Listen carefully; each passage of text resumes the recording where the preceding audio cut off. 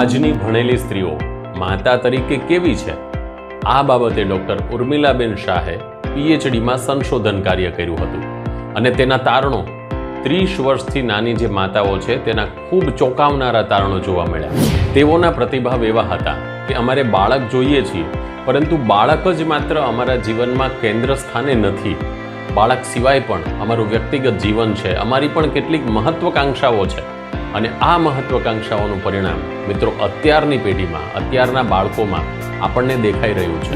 મિત્રો, આપણે ગમે તેટલા વ્યસ્ત હોઈએ, ગમે તેટલા ઉચ્ચ હોદ્દા પર હોઈએ, પરંતુ જો આપણા ઘરે બાળક છે તો આ બાળક માટે આપણે સમય કાઢવો જ રહ્યો.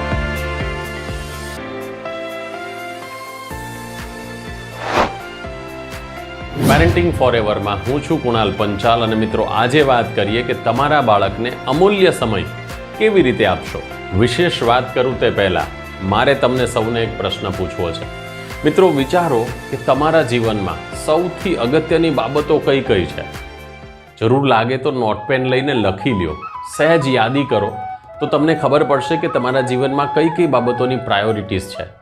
અને હા, આ બધી જ પ્રાયોરિટીમાં તમે કઈ પ્રાયોરિટીને કેટલો સમય આપો છો આ પણ સાથે લખી લેજો.